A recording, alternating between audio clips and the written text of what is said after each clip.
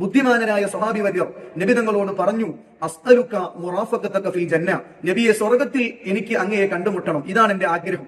സ്വർഗം ചോദിക്കുകയാണ് സ്വഹാബി. കണ്ടോ നിങ്ങൾ, മാതൃകയാക്കണമെന്ന് പഠിപ്പിച്ച സ്വഹാബത്ത് നബി തങ്ങളോട് നേരിട്ട് സ്വർഗം ചോദിക്കുകയാണ്. പല സൈഡുകളിൽ നിന്ന് ഒറ്റപ്പെട്ട ചില ശബ്ദങ്ങൾ ഉയർന്നു വരുന്നുണ്ട്. അള്ളാഹുവിനോട് ചോദിക്കേണ്ടതാണ് സ്വർഗം, അത് മുത്തുനബി തങ്ങളോട് ചോദിക്കാൻ പാടില്ല എന്നൊക്കെ പറയാറുണ്ട്. അത് പറ്റില്ലെന്നല്ല നബിതങ്ങൾ പറഞ്ഞത്. നിനക്ക് സ്വർഗം തരാം റബീഅ, സ്വർഗം കൊടുക്കാനും പവറുള്ള നേതാവാണ് നബിതങ്ങൾ. സ്വഹാബത്ത് നബിതങ്ങളോട് എല്ലാ കാര്യങ്ങളും ചോദിച്ചിട്ടുണ്ട്. അവിടെ ഭൗതികം അഭൗതികം എന്നൊരു വ്യത്യാസം സ്വഹാബത്ത് കാണിച്ചിട്ടില്ല. അത് നൽകാൻ കഴിവ് അല്ലാഹു തആല മുത്തുനബിതങ്ങൾക്ക് നൽകിയിട്ടുണ്ട്. അതുകൊണ്ട് സ്വർഗം ചോദിച്ച സ്വഹാബിക്ക് നബി സല്ലല്ലാഹു അലൈഹി വസല്ലമ തങ്ങൾ അള്ളാഹുവിന്റെ അനുമതിയോടുകൂടി സ്വർഗം കൊടുക്കാൻ തയ്യാറായെങ്കിൽ എന്തും നബിതങ്ങളോട് ചോദിക്കാം. അസ്സലാമു അലൈക്കും വറഹ്മത്തുള്ളാഹി. ബിസ്മില്ലാഹി അൽഹംദുലില്ലാഹി വസല്ലല്ലാഹു അലാ നബീന മുഹമ്മദിൻ വഅലാ ആലിഹി വസഹ്ബിഹി അജ്മഈൻ വമൻ തബിഅഹും ബിഇഹ്സാനിൻ ഇലാ യൗമിദ്ദീൻ. അമ്മാ ബഅദ്. അല്ലാഹുമ്മ റബ്ബി ഇശ്റഹ് ലി സദ്രി വയസ്സിർ ലി അംരി വഹ്ലുൽ ഉഖ്ദതം മിൻ ലിസാനി യഫ്ഖഹു ഖൗലി. ഏറെ സ്നേഹധന്യരായ സത്യവിശ്വാസികളെ, വിശ്വാസിനികളെ, അല്ലാഹു അല്ലാത്ത ആളുകളോട് വിളിച്ചു പ്രാർത്ഥിക്കാൻ തെളിവ് തിരയുകയാണ് സമസ്തക്കാർ. അതിലന്നവർ കണ്ടെത്തിയതായിരുന്നു റബീഅത്ത് ബിൻ കഅബ് അൽ അസ്ലമി റളിയല്ലാഹു അൻഹു പ്രവാചകൻ സല്ലല്ലാഹു അലൈഹി വസല്ലമയോട് അസ്അലുക മുറാഫഖതക ഫിൽ ജന്ന, നബിയെ ഞാൻ നിങ്ങളോട് സ്വർഗം ചോദിക്കുന്നു എന്ന് പറഞ്ഞുള്ള ഒരു ഹദീസ്. സ്വഹീഹായ ഇമാം മുസ്ലിം ഉദ്ധരിച്ച ഹദീസാണ്. ഇമാം മുസ്ലിം അദ്ദേഹത്തിൻ്റെ സ്വഹീഹിൽ ഉദ്ധരിക്കുന്ന ഹദീസ്, അത് വളരെ ചുരുക്കിയ ഭാഗം മാത്രമാണ് അതിലുള്ളത് തന്നെയും നബിയെ ഞാൻ നിങ്ങളോട് സ്വർഗം ചോദിക്കുന്നു എന്നല്ല ഉള്ളതും. പ്രവാചകരെ, താങ്കളോടൊപ്പം ഒരു സാമീപ്യം സ്വർഗത്തിൽ എനിക്ക് വേണം, താങ്കളുടെ കൂടെ സ്വർഗത്തിൽ കഴിയണം, അതിനുള്ള ഉദവിയാണ് ചോദിക്കുന്നത് എന്ന് പ്രവാചകനോട് ഈ ഒരു സംഭവം ഉണർത്തുന്നുണ്ട്. ഇതിൻ്റെ വിശാലമായ ഹദീസ് ഇമാം അഹ്മദ് ബിൻ ഹംബൽ റഹിമഹുല്ല അദ്ദേഹം ഉദ്ധരിക്കുന്നുണ്ട്. അദ്ദേഹത്തിൻ്റെ മുസ്നദിൽ അദ്ദേഹം ഉദ്ധരിക്കുന്നുണ്ട്. അതിൻ്റെ ഭാഗം നിങ്ങൾക്ക് സ്ക്രീനിൽ കാണാം. അതിലുള്ള സംഭവം എന്താണ് എന്ന് വിവരിക്കാം. ഹദീസ് പൂർണ്ണമായി ലഫ്ള് ഓരോ വാക്കുകൾ വായിച്ച് അർത്ഥം പറയുക എന്നത് വീഡിയോയുടെ ദൈർഘ്യം ഭയന്നുകൊണ്ട് ഞാൻ അതിൻ്റെ ആശയം മാത്രം പറയുകയാണ്. പ്രവാചകൻ സല്ലല്ലാഹു അലൈഹി വസല്ലമയുടെ കൂടെ നടന്ന് പ്രവാചകന് ആവശ്യമുള്ള എല്ലാ കാര്യങ്ങളും ചെയ്തു കൊടുത്ത ഒരു സ്വഹാബിയായിരുന്നു റബീഅ. എത്രത്തോളം എന്ന് വെച്ചാൽ, പ്രവാചകൻ സല്ലല്ലാഹു അലൈഹി വസല്ലമ രാത്രി വീട്ടിലേക്ക് കയറിയാൽ ആ പടിവാതിൽക്കൽ ചെന്നിരിക്കും. ശേഷം പ്രവാചകൻ എന്തെങ്കിലും ആവശ്യമുണ്ടോ എന്ന് ആലോചിച്ചും അന്വേഷിച്ചും അവിടെ ഇരിക്കുമായിരുന്നു. പ്രവാചകൻ്റെ വീട്ടിൻ്റെ പടിവാതിൽക്കൽ ഇരിക്കുമായിരുന്നു എന്നാണ്. അങ്ങനെ പ്രവാചകൻ സല്ലല്ലാഹു അലൈഹി വസല്ലമ വീട്ടിനുള്ളിലിരുന്ന് ദിക്റ് പറയുന്നത് ഞാൻ കേൾക്കുമായിരുന്നു എന്ന് അദ്ദേഹം പറയുന്നുണ്ട്. അവസാനം ഒരുപക്ഷെ അവിടെ ഇരുന്ന് ഉറങ്ങിപ്പോവുകയോ അല്ലെങ്കിൽ പ്രവാചകൻ ഉറങ്ങിയെന്ന ധാരണയിൽ അദ്ദേഹം വീട്ടിലേക്ക് പോയി കിടന്നുറങ്ങുകയോ ചെയ്യുമായിരുന്നു എന്നാണ്. ഇതിങ്ങനെ നിത്യം ചെയ്യുന്നത് കണ്ടപ്പോൾ പ്രവാചകൻ സല്ലല്ലാഹു അലൈഹി വസല്ലമയുടെ ശ്രദ്ധയിൽപ്പെട്ടപ്പോൾ പ്രവാചകൻ ചോദിക്കുകയാണ്, ഇതിന് പ്രത്യുപകാരമായിക്കൊണ്ട് എന്താണ് വേണ്ടത്?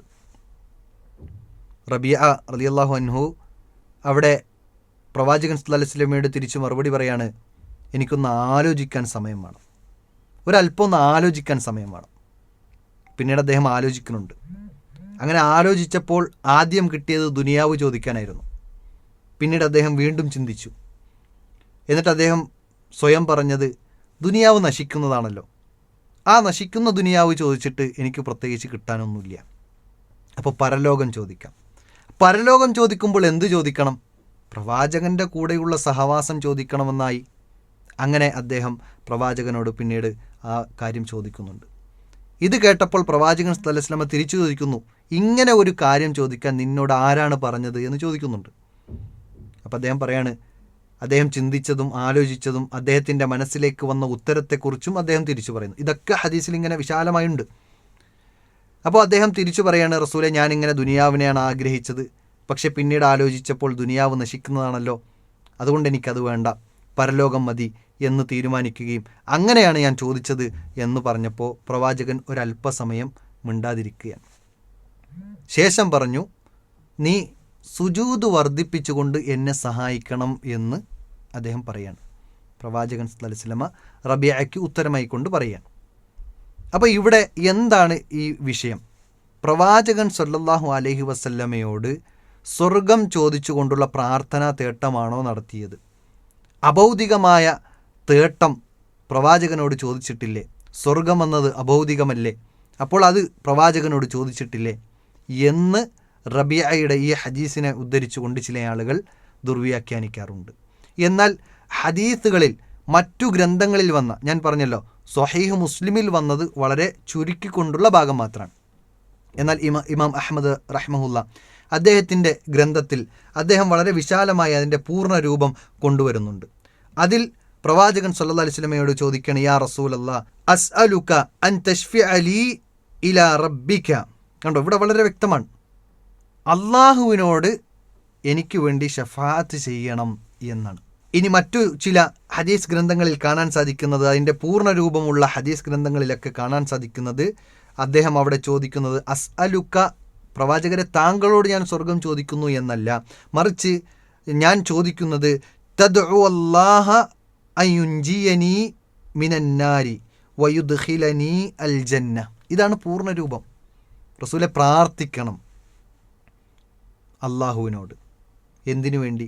എനിക്ക് സ്വർഗം കിട്ടാൻ, നരകത്തിൽ നിന്ന് രക്ഷപ്പെടാൻ. ഇത് നമ്മൾ പരസ്പരം അങ്ങോട്ടും ഇങ്ങോട്ടും പറയാറുണ്ടല്ലോ. സ്വാലിഹീങ്ങളുടെ പ്രാർത്ഥന അത് തവസ്സുലാണ് എന്നും ഈ ഒരു രൂപത്തിലുള്ള തവസ്സുൽ ഒരാൾ നിഷേധിക്കുന്നില്ല. സ്വാലിഹീങ്ങളുടെ പ്രാർത്ഥന അത് വസീലയാണ് എന്ന് നമ്മൾ പഠിപ്പിക്കുന്നുണ്ട്. ഇതുപോലെ പ്രവാചകൻ സല്ലല്ലാഹു അലൈഹി വസല്ലമയോട് പ്രാർത്ഥിക്കാൻ ആവശ്യപ്പെടുകയാണ്, റസൂലെ എനിക്ക് വേണ്ടി നിങ്ങളൊന്ന് അള്ളാഹുവിനോട് പ്രാർത്ഥിക്കണം, അള്ളാഹുവിനോട് പ്രാർത്ഥിക്കണം എന്നാണ്. റസൂലെ നിങ്ങൾ എനിക്ക് വേണ്ടി അള്ളാഹുവിനോട് പ്രാർത്ഥിക്കണം. എന്താണ് പ്രാർത്ഥിക്കേണ്ടത്? എനിക്ക് സ്വർഗം കിട്ടാൻ, നരകത്തിൽ നിന്ന് രക്ഷപ്പെടാൻ എനിക്ക് വേണ്ടി പ്രാർത്ഥിക്കണം എന്നാണ്. ഈ വിഷയത്തെയാണ് പ്രവാചകനോട് ഡയറക്റ്റ് പ്രാർത്ഥിച്ചു, സ്വർഗം ചോദിച്ചു, അഭൗതികമായ കാര്യങ്ങൾ ചോദിച്ചു എന്ന് പറഞ്ഞുകൊണ്ട് സമസ്തക്കാർ ദുർവ്യാഖ്യാനിക്കാറുള്ളത്. ഇനി ഈ ഹദീസുകൾ ഉദ്ധരിച്ച പണ്ഡിതന്മാർ തന്നെയും അതിനെ വിശദീകരിച്ചപ്പോഴും അതിനെ കൊണ്ടുവന്ന ബാബുകൾ പരിശോധിക്കുമ്പോഴും നമുക്ക് കാണാൻ സാധിക്കുന്നത്, കിതാബു സ്വലാത്ത് എന്ന കിതാബിൻ്റെ കീഴിൽ ബാബു ഫളിൽ സുജൂദി വൽ ഹസ്സു അലൈഹി, സുജൂദിൻ്റെ മഹത്വവും അതിന് പ്രേരിപ്പിക്കുന്നതുമായി ബന്ധപ്പെട്ട വിഷയത്തിൻ്റെ ഹെഡിങ്ങിൻ്റെ കീഴിലാണ് ഈ ഒരു ഹദീസ് കൊണ്ടുവന്നിട്ടുള്ളത്, ഇമാം മുസ്ലിം റഹ്മഹുല്ല. അപ്പോൾ അവരൊക്കെയും ഇതിൽ നിന്ന് തെളിവ് പിടിച്ചത് സുജൂദിൻ്റെ മഹത്വമായിരുന്നു, അതല്ലാതെ അള്ളാഹു അല്ലാത്ത ആളുകളെ വിളിച്ചു പ്രാർത്ഥിക്കാനല്ല. അവരൊക്കെയും മനസ്സിലാക്കിയത് ഈ ഹദീസ് അധികമായി സുജൂദ് വർദ്ധിപ്പിക്കാൻ, സുന്നത്തുകൾ വർദ്ധിപ്പിക്കാനാണ് ഈ ഒരു ഹദീസ് തെളിവായിക്കൊണ്ട് അവർ മനസ്സിലാക്കിയിട്ടുള്ളത്.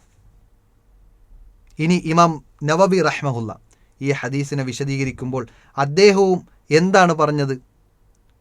അഇന്നി അല കസറത്തി സുജൂദ് എന്ന് പറഞ്ഞ ആ ഒരു ഭാഗത്തെ എടുത്തുകൊണ്ട് അദ്ദേഹം വിശദീകരിക്കണം. ഈ ഹദീസിനെ വിശദീകരിക്കുമ്പോൾ ഇമാം നവവി റഹ്മഹുല്ല അദ്ദേഹം പോലും വിശദീകരിക്കുമ്പോൾ ഇത് സുജൂദിൻ്റെ മഹത്വമാണ് എന്നും ഫീഹിൽ ഹസ്സു അല കസറത്തി സുജൂദ്, ഇതിൽ പ്രേരണയുണ്ട് അധികമായി സുജൂദ് വർദ്ധിപ്പിക്കാൻ, വത്തർഗീബ് അതിന് പ്രേരിപ്പിക്കുന്നുണ്ട്, വൽ മുറാദു ബിഹി അൽ അസ്സുജൂദു ഫിസ്സലാ, ഇവിടെയുള്ള സുജൂദ് എന്നത് നിസ്കാരത്തിലെ സുജൂദാണ്. ആ സുജൂദ് വർദ്ധിപ്പിക്കാനാണ് പ്രവാചകൻ പഠിപ്പിച്ചത്, അതിന് പ്രേരിപ്പിക്കാൻ, അതിന് താല്പര്യപ്പെടുത്താൻ, അതിന് ഒരുപാട് മഹത്വമുണ്ട് എന്ന് പഠിപ്പിക്കണം. ഇമാം നവവി റഹ്മഹുല്ല പോലും അതിനെ ഉദ്ധരിച്ചപ്പോൾ, വിശദീകരിച്ചപ്പോൾ ഈ രൂപത്തിലാണ് നമുക്ക് പഠിപ്പിച്ചു തന്നിട്ടുള്ളത്. ഒരു പണ്ഡിതൻ, അഹ്ലുസുന്നത്തിൻ്റെ ഒരു പണ്ഡിതനെങ്കിലും ഇതിനെ അള്ളാഹു അല്ലാത്ത ആളുകളോട് വിളിച്ചു പ്രാർത്ഥിക്കാനുള്ള, ഇസ്തിഗാസ നടത്താനുള്ള ഒരു തെളിവായിക്കൊണ്ട് ഉദ്ധരിച്ചതായിക്കൊണ്ട് കാണിക്കാൻ സമസ്തക്കാർക്ക് കഴിയുമോ? വേണ്ട. ഇത് നേരിട്ട് കേട്ടതാരാണ്? റബീഅയാണ്. ഇത് ഉദ്ധരിക്കുന്നതാരാണ്? സ്വഹാബത്താണ്. ആ സ്വഹാബത്ത് എവിടെയെങ്കിലും അള്ളാഹു അല്ലാത്ത ആളുകളെ വിളിച്ചു പ്രാർത്ഥിക്കാനുള്ള, സഹായം തേടാനുള്ള, അഭൗതികമായ മാർഗത്തിലുള്ള സഹായം തേടാനുള്ള തെളിവായിക്കൊണ്ട് ഏതെങ്കിലും ഒരു സ്വഹാബി, ഏതെങ്കിലും ഒരു താബിഈ, ഏതെങ്കിലും ഒരു തബഅ താബിഈ ഉദ്ധരിച്ചതായിക്കൊണ്ട് ഒരു അരവരി കാണിക്കാൻ നിങ്ങൾക്ക് സാധിക്കുമോ? പണ്ഡിതന്മാരുടെ ഗ്രന്ഥങ്ങളിൽ മാത്രമല്ല, സമസ്തക്കാരുടെ അവരുടെ റിസാലകളിൽ പോലും, റിസാല എന്ന് പറയുന്ന അവരുടെ മാഗസിൻ, അവരുടെ പ്രസിദ്ധീകരണം 1998 ഏപ്രിൽ 17 പ്രസിദ്ധീകരിച്ച അവരുടെ പ്രസിദ്ധീകരണത്തിൽ നമുക്ക് കാണാൻ സാധിക്കുന്നത് റബീഅത്ത് ബിൻ കഅബ് റളിയല്ലാഹു അൻഹു പ്രവാചക സമീപസ്ഥൻ എന്ന് പറഞ്ഞ് ഹെഡിങ് കൊടുത്തിട്ട് ആ ഹദീസിനെ എഴുതുമ്പോൾ കൃത്യമായി അവിടെ പറയുന്നുണ്ട്. എന്താണ് പറയുന്നത്? റബീഅ റളിയല്ലാഹു അൻഹു ചോദിച്ച സംഭവത്തെക്കുറിച്ച് പറയുന്നു, തിരുദൂതരെ, സ്വർഗത്തിൽ എന്നെ അങ്ങയുടെ സമീപസ്ഥനാക്കി തീർക്കാൻ അവിടുന്ന് അള്ളാഹുവിനോട് ദുആ ചെയ്യണം എന്നു മാത്രമാണ് ഞാൻ ചോദിക്കുന്നത്. കണ്ടോ, വളരെ വ്യക്തമാണ്. നബിയെ, താങ്കൾ അവിടുന്ന് അള്ളാഹുവിനോട് ദുആ ചെയ്യണം എന്നാണ് ആവശ്യപ്പെടുന്നതെന്ന് കൃത്യമായി കൊണ്ട്, അല്ലാതെ പ്രവാചകനോട് ചോദിക്കുന്നു എന്നല്ല.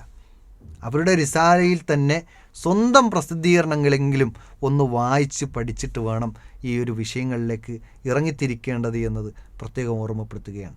നിങ്ങൾ പറയുന്ന പ്രകാരം സ്വർഗമാണ് ചോദിച്ചത്, പ്രവാചകന് അത് കൊടുക്കാൻ കഴിവുണ്ട് എന്ന് നിങ്ങൾ വിശ്വസിക്കുന്ന പ്രകാരം അത് അംഗീകരിച്ചാൽ പോലും ചില ഹദീസുകൾ എതിരാവൂലേ?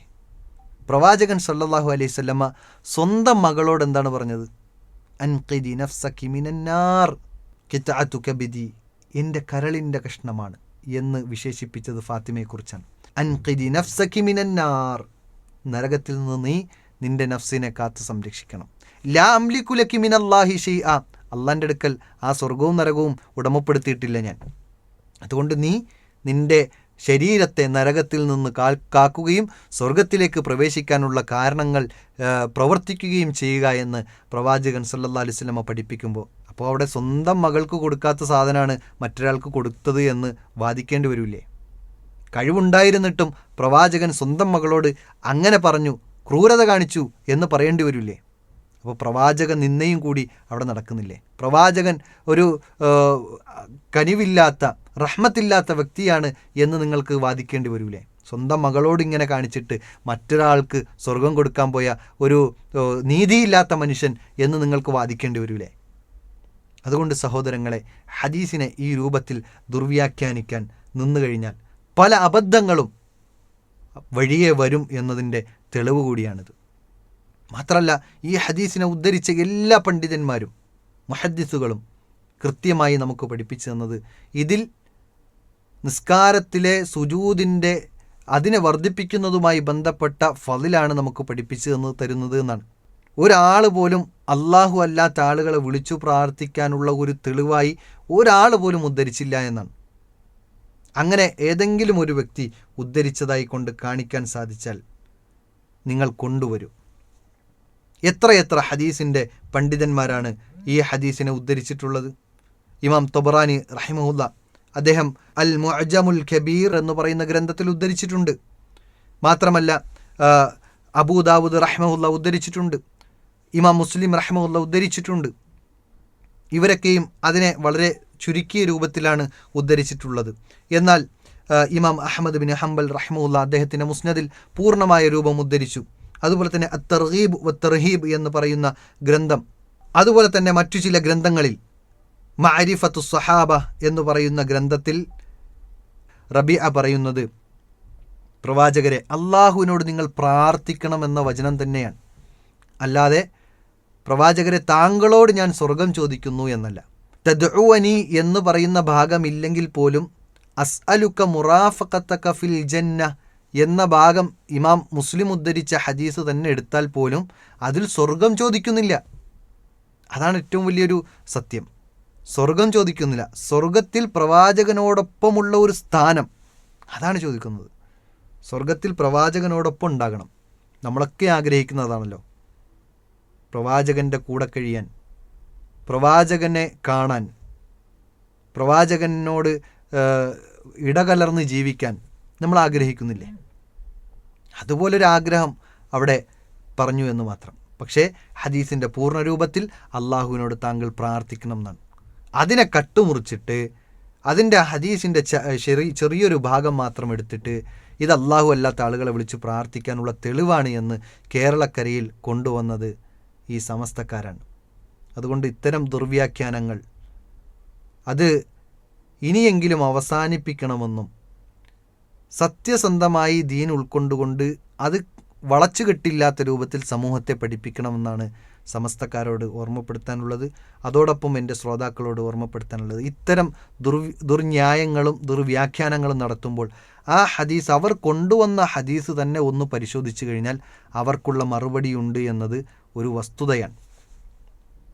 അതുകൊണ്ട് എൻ്റെ മാന്യ ശ്രോതാക്കൾ എന്തെങ്കിലും അത്തരം തെറ്റിദ്ധാരണകളിൽ അകപ്പെട്ടിട്ടുണ്ടെങ്കിൽ ആ ഹദീസിനെ ഒന്നുകൂടി പഠിച്ചാൽ നിങ്ങളുടെ തെറ്റിദ്ധാരണകൾ പൂർണ്ണമായി മാറാൻ സാധിക്കും. യഥാർത്ഥ സത്യദീനിലേക്ക് തിരിച്ചു മടങ്ങാൻ സാധിക്കും. അല്ലാഹു സുബ്ഹാനഹു വ തആല അതിനുള്ള തൗഫീക്ക് നൽകി അനുഗ്രഹിക്കുമാറാകട്ടെ. വ ആഖിറു ദഅവാന അനിൽ ഹംദുലില്ലാഹി റബ്ബിൽ ആലമീൻ. അസ്സലാമു അലൈക്കും വറഹ്മത്തുള്ളാഹി വബറകാതുഹു.